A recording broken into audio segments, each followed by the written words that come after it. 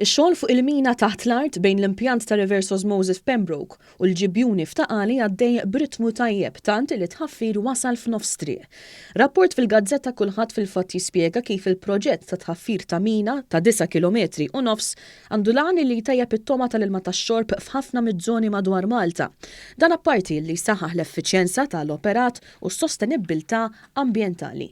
Il-proġett ta' 16 miljun euro li mistenni jibda jiffunzjona fl-2022 se jgħaqad l-akbar reverse osmosis li għandu l-pajjiż bħalissa ma Taqali bil-pajp ewlieni ikollu diametru ta' aktar minn metru.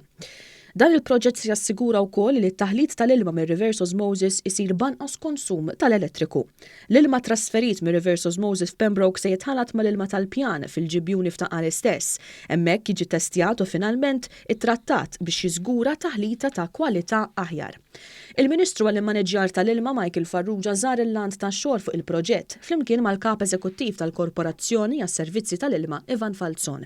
Hawnhekk il-Ministru spjega li l-proġett huwa parti minn investiment bla preċedenti li l-korporazzjoni qed tagħmel f'dan il-qasam. Il-mina bej Pembroke u Taqali investiment ta' 16 miljun euro illi parti sostanzjali minnu hija ffondjata minn fondi tal-Unjoni Ewropea.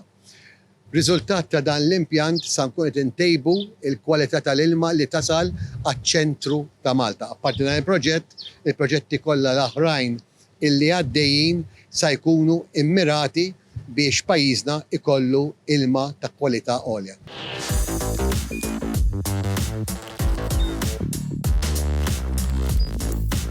Idħol fuq one.com.mt u hemmhekk tista' tara l-programmi kollha li jxandru fuq One permezz ta' One Play.